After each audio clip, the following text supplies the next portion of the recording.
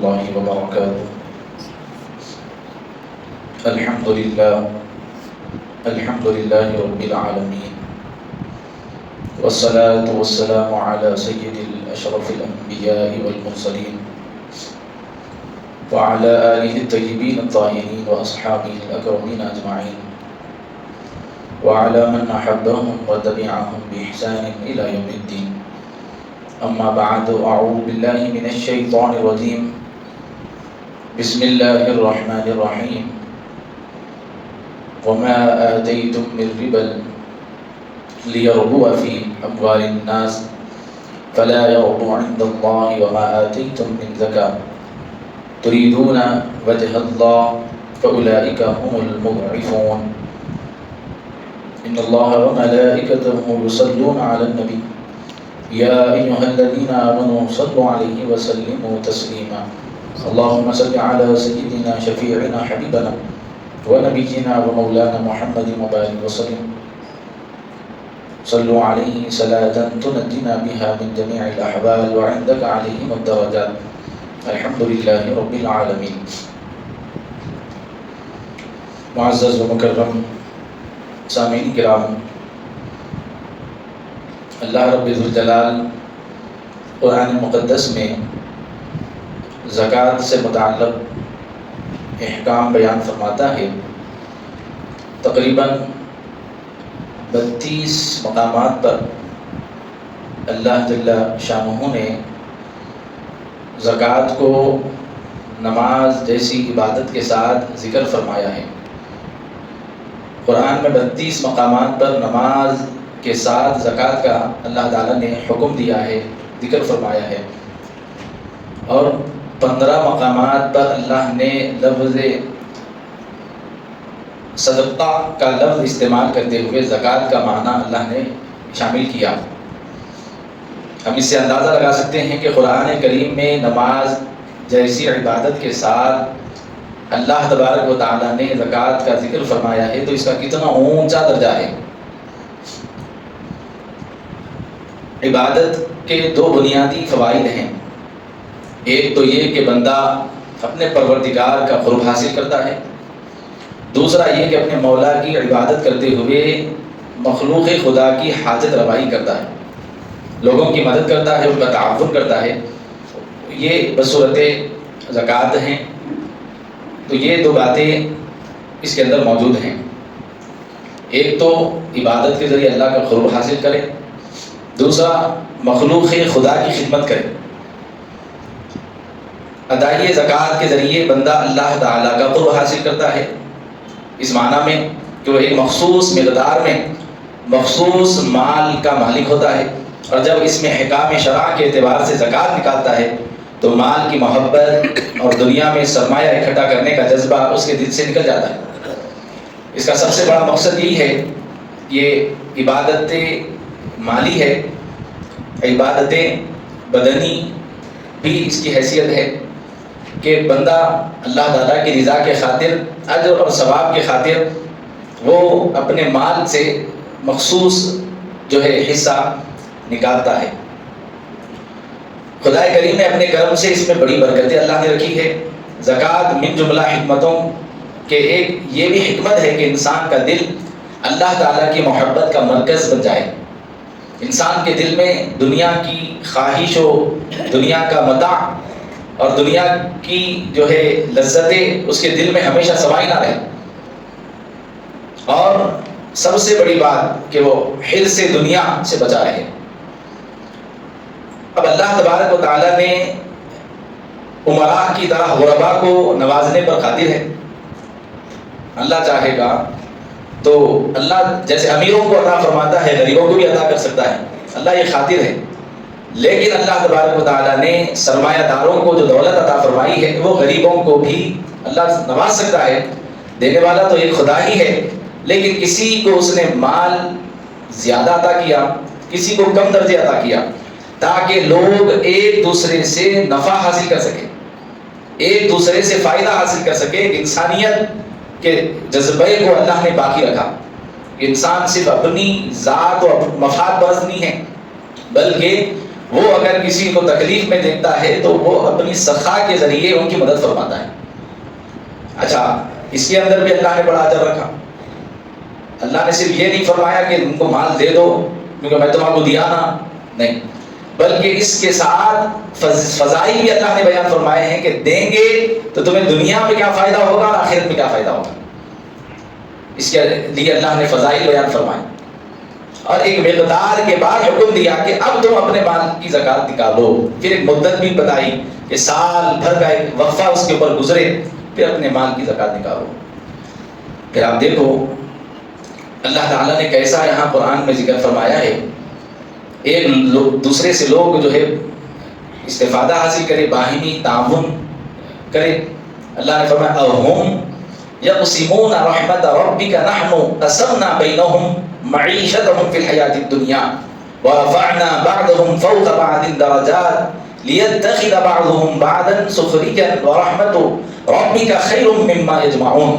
سورہ زخرف میں اللہ فرما رہا ہے کیا یہ لوگ آپ کے رب کی رحمت کو بانٹتے ہیں؟ ہم نے ان کی معیشت کو ان کے درمیان بانٹ دیا ہے اور ایک دوسرے پر درجے بلند کیے ہیں تاکہ ایک دوسرے سے یہ لوگ کام لے. اور یہ لوگ جو جمع کر رہے ہیں اس سے آپ کے رب کی رحمت کہیں زیادہ بہتر ہے. انسان مال جمع کر کے اگر یہ سمجھ رہا ہے کہ یہی مال میرے لیے سب کچھ ہے تو یہ وہ سب سے بڑا دھوکہ ہے جو جس میں وہ مبتلا ہے. مال سے بہتر اگر کوئی شے ہے، کوئی چیز ہے، وہ اللہ کی رحمت ہے. تو اللہ نے فرمایا کہ ہم اس بات سے بخوبی واقف ہیں کہ ہر کسی کی ضروریات زندگی ایک دوسرے سے وابستہ ہے، کیونکہ سب کے سب عالیشان محلوں میں ہوں گے تو انہیں تعمیر کرنے والا کون ہوگا؟ نہیں، میں بھی امیر، تم بھی امیر، کو مزدوری کون کرے گا؟ اللہ نے ایک دوسرے کی ضرورت بنایا ہے. ایک شخص ہے عالیشان محل میں رہنے والا ہے، اس کو عادت ہو چکی ہے عالیشان محل میں رہنے کی، اور اس سے یہ کہے کہ آپ روزانہ کی جو ہے 2000-1500 کی دھاڑی کر کے لائیے، تو بولیں گے بھائی میرے پاس اتنا سو رکھ کے میں یہ کام کیوں کر لیتے بیٹھوں. تو اللہ تعالیٰ نے ہمیں ایک دوسرے کا کیا بنایا؟ ضرورت مند بنایا. اس کو غریب اللہ نے رکھا اسی واسطے کہ ہمارے ذریعے اس کی مدد ہو، اس کی زندگی گزر بسر ہو، اس کی ہم خیر خواہی کریں. پھر اس سے بڑھ کر کیا کہ اللہ تعالیٰ خود فرما رہا ہے میں رزق دینے والا ہوں، ہر مخلوق کو روزی دینے والا میں خود ہوں. وَمَا مِن دَابَّةٍ فِي الْأَرْضِ إِلَّا عَلَى اللَّهِ رِزْقُهَا. زمین پر چلنے والا کوئی ایسا ہے ہی نہیں جس کی روزی اللہ کے ذمہ کرم میں نہ ہو. تو روزی دینے والا اللہ ہے، اللہ ہی کی طرف سے روزی ہے. دکھنے والی مخلوق کو بھی اللہ روزی دے رہا ہے، چھپی ہوئی مخلوق کو بھی اللہ ہی روزی دے رہا ہے. انسان کو بھی روزی اللہ ہی دے رہا ہے، جانوروں کو بھی روزی اللہ ہی دے رہا ہے، حتیٰ کہ پہاڑوں کے درمیان بیچوں بیچ رہنے والی مخلوق کو بھی اللہ روزی دے رہا ہے. یہ اللہ کی شان ہے. پھر اللہ تعالیٰ کی یہ نوازشیں کہ اس طرح اللہ یہ بھی چاہتا ہے کہ اس کے بندے بھی ایک دوسرے کا خیال کرنے والے ہو، اور وہ اللہ تبارک و تعالیٰ کی جو ہے تقسیم کی ہوئی روزی کو یہ ایک دوسرے کے ذریعے اللہ پہنچاتا ہے. پھر فرمایا گیا وفی اموالہم حق للسائل والمحروم. اللہ ارشاد فرما رہا ہے اور ان کے مالوں میں ان کا حق ہے جو مانگتے ہیں اور ان کا جو لوگوں کے سامنے اپنی ضرورت کا تذکرہ بھی نہیں کرتے. یعنی فرمایا جا رہا ہے کہ حقوق کی تکمیل کرواتے ہوئے اللہ نے زکوٰۃ کا فریضہ ادا کیا. حبیب پاک صلی اللہ علیہ وسلم نے زکوٰۃ کی ترغیب فرماتے ہوئے نہایت ہی پیارا فرمان جاری فرمایا جس سے ہماری فکر کو یہ آگاہی اور روشنی ملی کہ ہم کسی غریب کو اپنی ذاتی دولت نہیں دیتے بلکہ ہم اپنی دولت میں سے اس کا حق دیتے. توجہ فرمائیے پیارے آقا علیہ الصلوۃ والسلام کیا فرمائے؟ فَأَخْبِرْهُمْ أَنَّ اللَّهَ قَدْ فَرَضَ عَلَيْهِمْ صَدَقَةً تُؤْخَذُ مِنْ أَغْنِيَائِهِمْ فَتُرَدُّ عَلَى فُقَرَائِهِمْ. آقا کریم فرمانے بخاری شریف میں ہے تم انہیں یہ خبر دو کہ اللہ تعالیٰ نے ان پر زکوٰۃ فرض کی ہے جو مالداروں سے لی جائے گی اور محتاجوں کو لوٹا دی جائے گی. غریبوں کو دی جائے گی نہیں، وہ نہیں، دینا الگ ہے، لوٹانا الگ ہے. دیا اس کو کہا جاتا ہے جو کبھی لیا نہ گیا ہو، لوٹایا وہاں بولا جاتا ہے جس کا حق ہو۔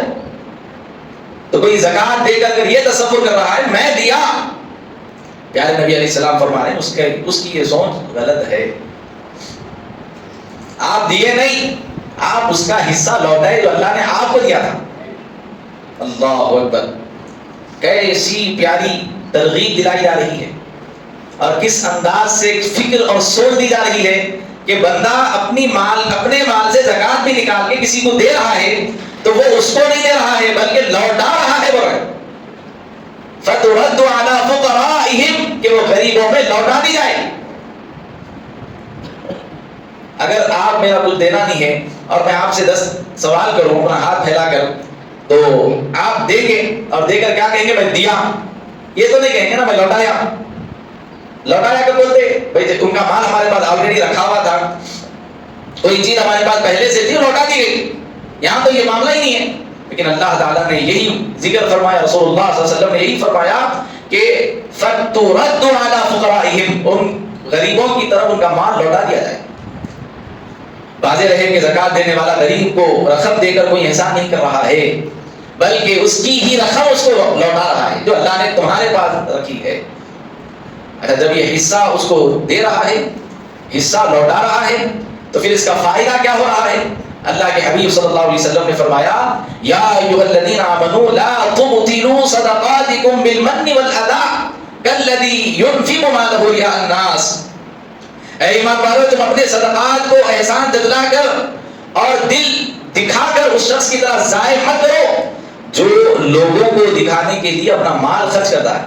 اب اللہ نے اصول بتا دیا، پہلے پیارے نبی علیہ السلام نے فرمایا فَتُرَدُّ عَلَىٰ فُقَرَائِهِمْ کہ فقراء کا مال ان کی طرف لوٹا دو، تو پھر اللہ نے قرآن میں فرمایا کہ جب تم اپنی زکات نکالو تو احسان مت جتاؤ۔ تم کسی کو زکات دے رہے ہو تو اس کو آپ جو ہے اس کی نظروں میں گرا کر مت دو، بلکہ فرمایا کہ تم جو بھی اس کے ساتھ حسن سلوک کر رہے ہو یہ دکھاوے کے ساتھ نہ رہے۔ اور اللہ آگے کیا فرما رہا؟ اس کے ذریعے اپنی زکات کو ضائع مت کرو پر، یعنی کوئی اگر دکھلاوے کے خاطر یہ عمل کر رہا ہے تو اس کا عمل کیا ہو جا رہا ہے؟ بیکار ہو جا رہا ہے۔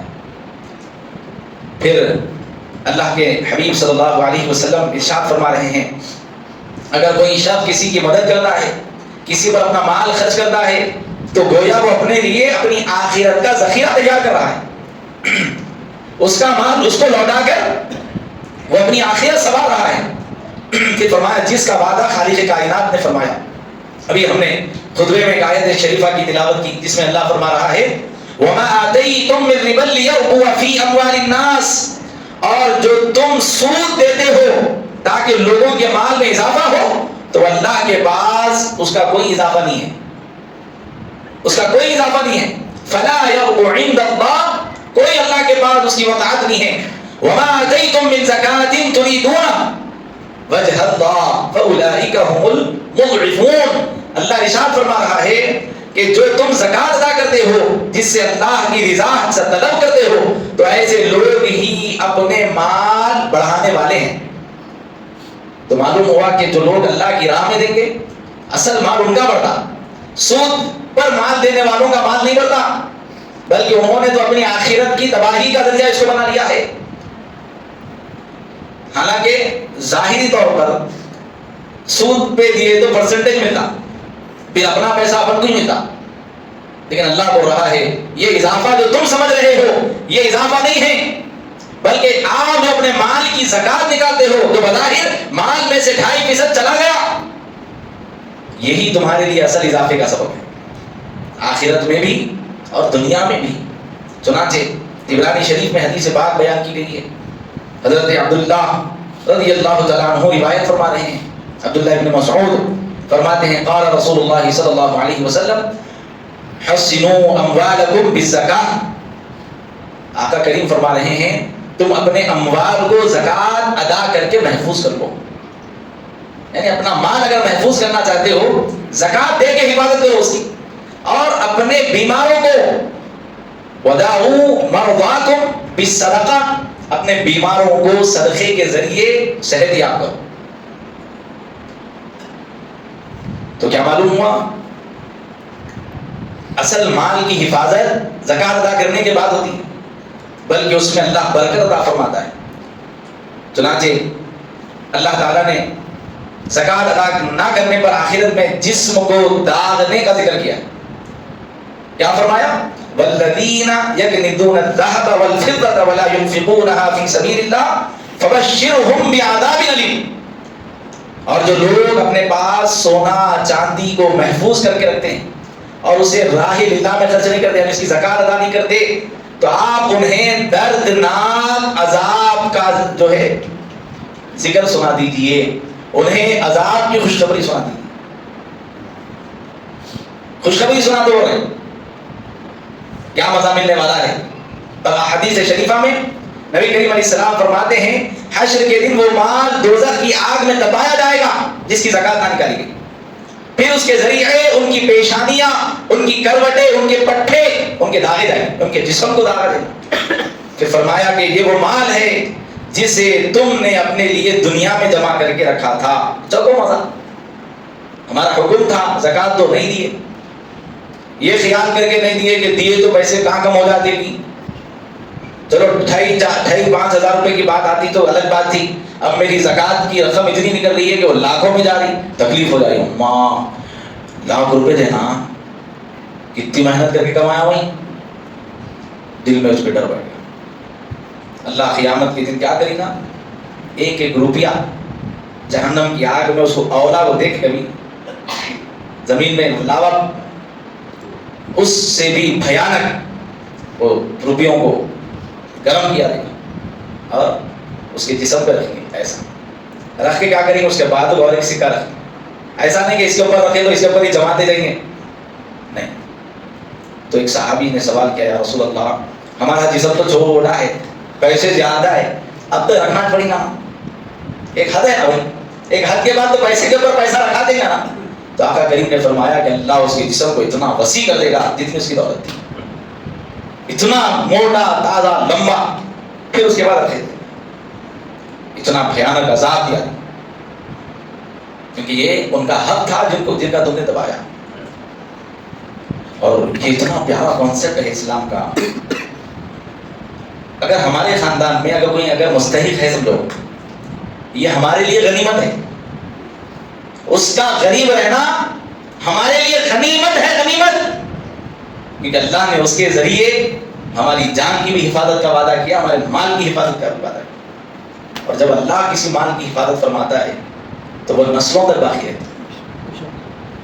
جب اللہ مال کی حفاظت فرماتا ہے اس کی نسلوں تک باقی رہتی ہے۔ قرآن میں اللہ نے ایسے 2 واقعات بیان فرمائے، ایک سورہ بقرہ میں جن کے والد نیک تھے اور اولاد کے لیے گائے چھوڑ کے گئے تھے، والد کا تو انتقال ہو گیا لیکن وہ والد جو نیک تھے اپنی اولاد کے لیے مال چھوڑ کے گئے تھے۔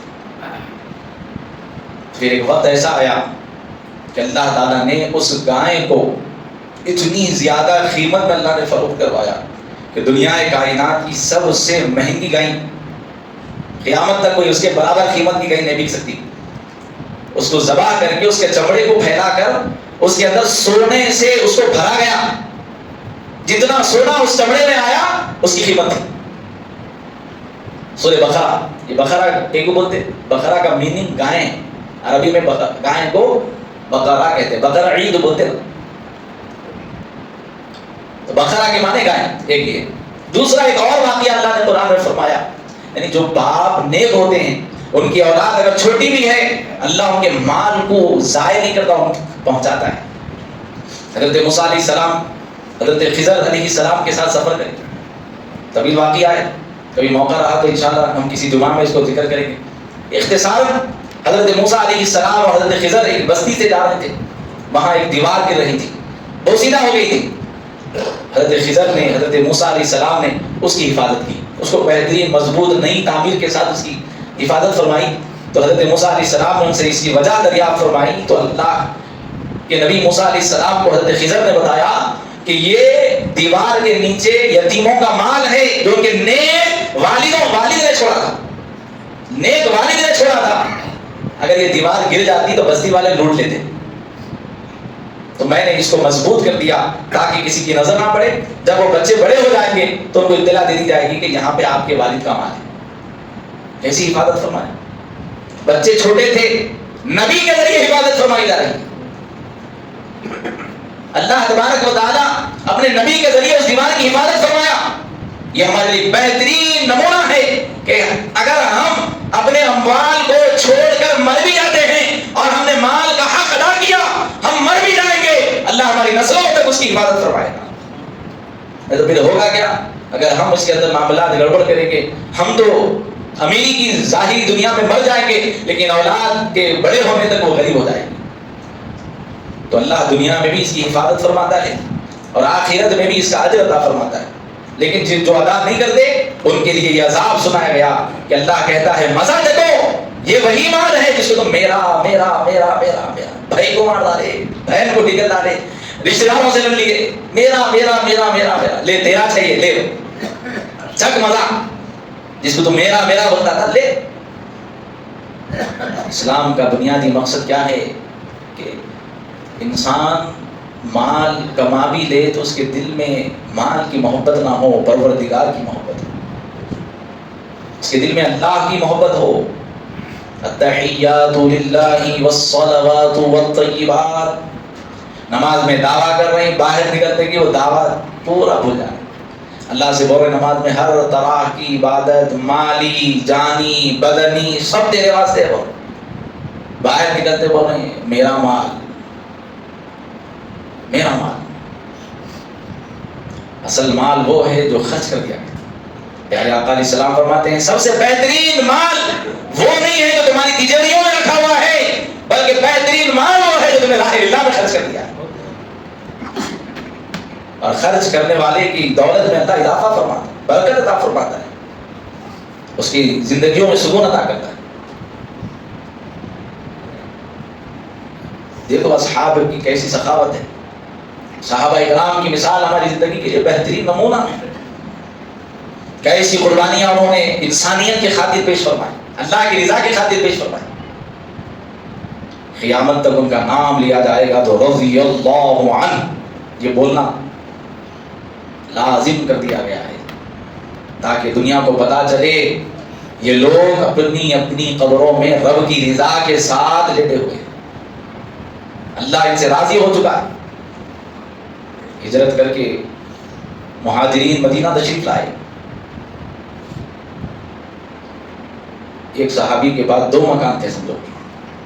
ایک میں ان کی ضرورت پوری ہو رہی تھی, دوسرا ان کا اضافی تھا. مہاجرین مکہ چھوڑ کے آ گئے اسلام کے خاطر, تو انہوں نے اللہ کے خاطر اپنا ایک گھر وہ صحابی کو دے دیا, یہ آپ رکھ لیجیے. وہ بھی ایسا نہیں یوز کریے آپ, جب بھی آپ سیٹل ہو گئے پھر میں لے لوں گا, یہ بھی بول سکتے تھے, لیکن یہ نہیں, رکھ لیجیے. 3 لباس آپ کے پاس تھے, ایک لباس تھے لے لیجیے. 2 چادریں کسی کے پاس تھی, ایک چادر دے, کسی کے پاس درہم و دینار تھے وہ دے ڈالے. ایسی مدد کرے. تو اللہ نے قرآن میں ان کا ذکر فرمایا, ان کا ذکر اللہ نے قرآن میں فرمایا. اور پیارے نبی علیہ السلام نے فرمایا ان کا جب بھی نام لیا جائے تو صرف نام نہ لیا جائے بلکہ انصار کہہ کے نام لیا جائے, نصرت و مدد کرنے والے کہہ کر. تو جتنے بھی اہل مدینہ جنہوں نے مہاجرین کی مدد فرمائی ان کو آج بھی حدیثوں کی کتاب میں انصاری صحابی ہوتے. کیسا جذبہ ہے. ایک مکان رکھا ہوا ہے ایکسٹرا تو دے دار ہے, لباس زیادہ ہے تو تقسیم کر دیں, ضرورت مند ہے دے لو. پھر دینے کے بعد شرمندہ بھی نہیں کر رہے. ہمارے پاس زکات تو اس کے اوپر دینا, ان کا کیا بول رہا تھا, تم نے حقوق ان کے لوٹائے جو ان کے تھے, ان کا مال ان کو دیا جو ان کا تھا, لیکن کیا ہو رہا, ذلیل کر کے دیا جا رہا, رسوا کر کے دیا جا رہا, پریشان کر کے دیا جا رہا. پھر دینے کے بعد پھر یہ بولا جا رہا ارے نہیں کیا ہے زکات کے پیسے کھاتا. ارے واللہ اگر یہ زکات تیری نہ کھاتا تیرے گناہ کبھی معاف نہ ہوتے. اس نے تو تجھ پر احسان عظیم کیا ہے. ارے جو گناہ تیرا مال تیرے پاس رہنے کے باوجود معاف نہ ہوتا تھا اس نے لے کر تیرے گناہوں کا کفارہ بنایا ہے. وہ تجھ پر احسان کیا ہے, تو نے اس پر کچھ احسان نہیں کیا. لوگ ذلیل و رسوا کرتے ہیں زکات دینے کے بعد یہ کیا ہے؟ غریباں، ارے زکات کھانے والے لوگ ہیں، ہم دیے تو ان کا گھر چلتا نہیں۔ میرے بھائی، اللہ نے تجھے توفیق دی ہے، اس کا مال اللہ نے تیرے پاس رکھایا ہے، اس کو تم لوٹا رہا ہے، احسان نہیں کر رہا۔ اگر کوئی دے کر یہ احسان جتلائے تو پھر کیا فائدہ؟ تمہارا مال بھی گیا، اس کا اجر بھی گیا۔ مال تو دے رہے ہیں لیکن اس پر احسان، یہ کیفیت نہیں ہونی چاہیے۔ اللہ کا بنایا ہوا اصول اگر کسی نے اپنی زندگی میں قائم کر لیا تو فقر فاقہ دنیا سے ہم ختم ہوتا ہوا دیکھیں گے۔ ہماری آنکھیں دیکھیں گی، وہ وقت بھی آئے گا کہ ہم اپنے رشتہ داروں میں کبھی کسی غریب کو نہیں دیکھیں گے۔ حق تو دیو صحیح، حق دے کر تو دیکھو، اپنے اموال کی صحیح زکات نکالو۔ پھر وہ دور آئے گا کہ تاریخ نے اس دور کو دیکھا ہے، وہ حضرت عمر بن عبدالعزیز کا دور، کیسی خلافت کا دور حضرت عمر بن عبدالعزیز کا۔ آپ کے دور خلافت میں زکات لے کر لوگ دینے کے لیے نکلتے، لینے والا نہیں ہوتا تھا، ہر کوئی دینے والا تھا۔ نظام ویسا آپ نے قائم فرمایا تھا، ایک وقفے تک اس کی ضرورت پڑی، لیکن ایک وقفے کے بعد پوری قوم ایسی مضبوط ہوئی کہ دینے کے لیے نکلے تو لینے والے نہیں تھے۔ پھر زکات کی ادائیگی میں سب سے پہلا حق ہمارے خون کا ہے، رشتہ داری کا ہے، یعنی خون سے مراد وہ جو ہماری اولاد نہ ہو، یا ہم جس کی اولاد ہیں ان کو دے سکتے، بھائی بہنوں کو دے سکتے، چچا زاد بھائیوں کو دے سکتے، یعنی ماؤں کو دے سکتے، خالاؤں کو دے سکتے، خلیری بہنوں کو دے سکتے، پھپھیری بہنوں کو دے سکتے۔ لاکھوں روپے زکات نکل رہی ہے، رمضان آ گیا، ایک چاول کا تھیلا، 2 کلو دال، 4-5 کلو تیل کا ڈبہ، شکر، ایک سیلفی مار کے بھیجا دیکھو آپ کو، لے لو۔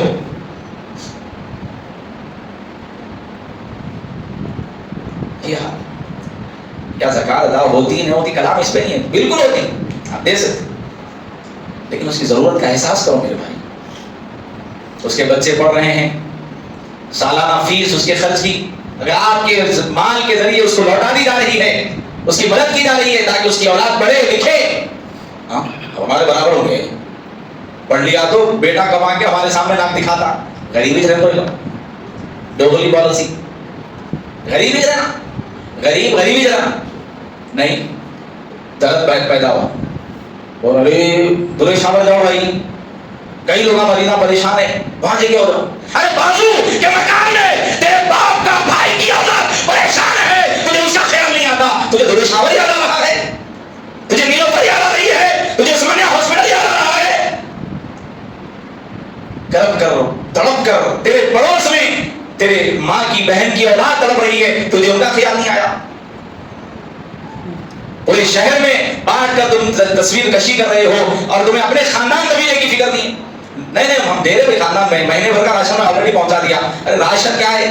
اللہ رزق کا وعدہ کیا ہے، ان کی ضروریات کو اپنے مال کے ذریعے پورا کرو، ان کی اصل مدد کرو، طریقہ اچھا رکھو، ایسی مدد کرو کہ آئندہ وقت میں ان کو ضرورت نہیں پڑنا، اس کے ذریعے وہ مستحکم ہو جانا۔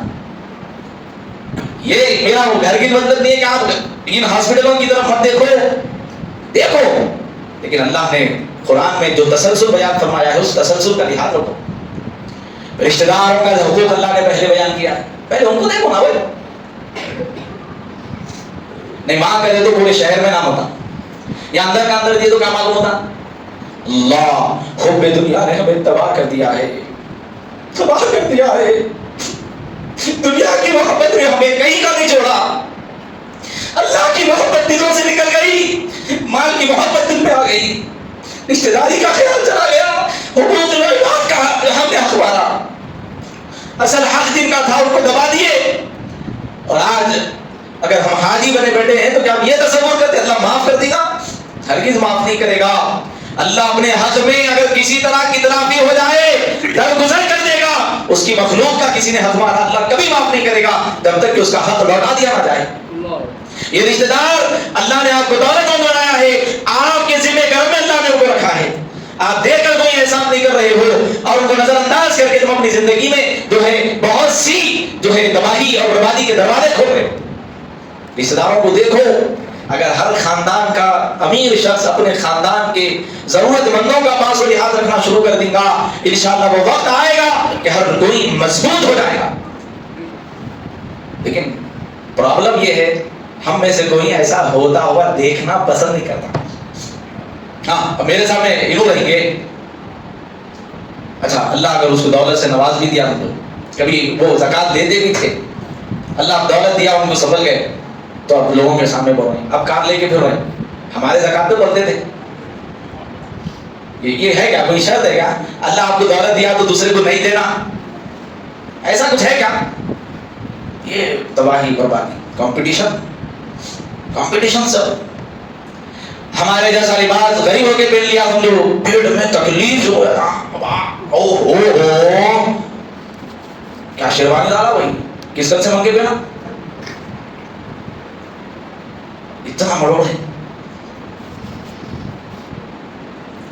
دل گوشت کا ہے، صفت لوہے کی ہوگی۔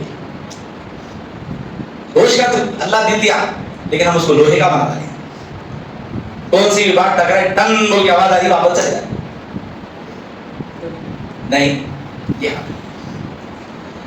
آقا کریم صلی اللہ علیہ وسلم فرماتے ہیں سورہ آل عمران میں اللہ نے فرمایا وَلَا يَحْسَبَنَّ الَّذِينَ يَبْخَلُونَ بِمَا آتَاهُمُ اللَّهُ مِنْ فَضْلِهِ هُوَ خَيْرٌ لَهُمْ بَلْ هُوَ شَرٌّ لَهُمْ سَيُطَوَّقُونَ مَا بَخِلُوا بِهِ يَوْمَ الْقِيَامَةِ۔ اللہ فرما رہا ہے اور جو لوگ بخل کرتے ہیں، کنجوسی کرتے ہیں اپنے مال کے زکوٰۃ نکالنے کے لیے، اس چیز میں جو اللہ نے اپنے فضل سے عطا کیا ہے وہ ہرگز اسے اپنے لیے اچھا نہ سمجھے بلکہ وہ ان کے لیے برا ہے۔ وہ جس میں انہوں نے بخل کیا تھا اسے قیامت کے دن ان کے گلے کا توق آگ کا بنا کے پہنایا دے گا۔ بولے لو مزے، گلے میں توق ڈالا دے گا۔ بخاری شریف میں حضور نے فرمایا اللہ تعالیٰ نے جس شخص کو مال عطا کیا اس نے مال کی زکوٰۃ ادا نہیں کی تو قیامت کے دن اس کا مال اس کے لیے نہایت ہی زہریلا سانپ بن کے ڈسے گا، اس کو ایسا ڈسے گا کہ زمین بوس ہو جائے گا، اور فرمایا کہ اس کی آنکھوں پر 2 سیاہ نقطے ہوں گے۔ اس قسم کا سانپ بہت زہریلا ہوتا ہے اور یہ سانپ قیامت کے دن توق کی طرح اس کی گردن میں ڈال دیا جائے گا، پھر اس شخص کے دونوں جبڑے پکڑے گا اور کہے گا میں ہوں تیرا مال، میں ہوں تیرا خزانہ، میں تیرا ہوں، میں تیرا چھوں۔ دنیا میں بولتے تھے میرا اللہ، اس سے بولنے لگے گا، احساس دینے گا اللہ جس کو میرا ہوتا تھا ان بولے گا۔ اب دنیا میں رہتے اپن بول رہے ہیں میرا حصہ، میرا مال، میرا۔ اللہ اس سے اتنی بار بولنے لگے گا میں تیرا، کہاں جانا میں تیرا۔ اچھا پیچھے لگے گا نہیں، گلے میں ڈال دیں گا، کہاں بھاگتا تیرا تھے لے کے۔ جہاں پر اللہ نے زکوٰۃ ادا نہ کرنے والوں کے لیے وعیدیں بیان فرمائی، وہیں پر زکوٰۃ دینے والوں کے لیے فضائل بھی بیان فرمائی۔ اللہ جنت نعیم کا وعدہ کیا ہے اور ہماری نسلوں کی حفاظت کا اللہ نے وعدہ کیا۔ وقت گنجائش نہیں دیتا، ہم فضائل زکوٰۃ بھی سنیں انشاءاللہ تعالیٰ۔ ہمارے روزانہ کے درس میں ایک عنوان فضائل زکوٰۃ پر بھی ہم رکھیں گے تاکہ کیا ڈرا دیا وہی نہ چبی جا گیا مسجد والا جا کے بولیں گے جب سے دیکھو خالی آگ، سام، زہر، عذاب، بس کر دیا ہوئے ہمیشہ بھی، تو گھبراؤ نہ کوئی، انشاءاللہ فضائل بھی سنیں گے۔ آپ وقت اجازت دے دینا، فضائل بھی بہت بڑے، تو وہ نہیں سنیں گے تو پھر ایک طرفہ بات ہے، وہ بھی سنیے انشاءاللہ۔ اس کو ہم اپنے ظہر کے درس میں شامل کریں گے۔ فضائل زکوٰۃ، 1 دینار پر اللہ نے 1 روپیہ، ہم لوگ دینار آجنا چلا، 1 روپیے پہ کتنا اجر اللہ دینا، 1 دینا ہی لیکن کتنے گناہ اللہ تعالیٰ اجر سے نوازے گا، وہ بھی حدیث میں آیا ہے، اس کو بھی انشاءاللہ ہم سنیں گے۔ جا کے کاؤنٹنگ کر لو، تجارت کا مال آپ کے پاس رکھا ہوا، زکوٰۃ کس پہ ہوتی؟ تجارت کا مال آپ کے پاس ہے اس کے اوپر زکوٰۃ نکلتی، اور جو مال پیسے کی شکل میں آپ کرنسی کی شکل میں جمع کریں اس پہ زکوٰۃ نکلتی، اور سونا چاندی جو زیوروں کی شکل میں ہے اس پر بھی زکوٰۃ نکلتی۔ تو یہ چیزیں ہیں، اس پر غور و فکر کریے، اپنے پاس کتنا ہے، کیا ہے، نصاب کو پہنچ رہا نہیں پہنچ رہا، اس کے بعد آپ نکالیے، دیکھیں گے انشاءاللہ اتنی برکتیں آپ کو ہم کو ملیں گی، ہماری نسلیں کبھی محتاج نہیں ہوں گی انشاءاللہ۔ بھائی محنت کیوں کر رہے ہیں آپ؟ نسلیں ہماری محتاج نہیں رہنا بول کے کر رہے ہیں نا، آپ حق ادا کر دو، مال کا زکوٰۃ ادا کر دو، جس کا حق تھا اس کو لوٹا دو، انشاءاللہ تعالیٰ پھر آپ دیکھیں گے آپ کا مال جتنی حفاظت نہیں کرے گا جو مال آپ دیے تھے وہ حفاظت کر دیا۔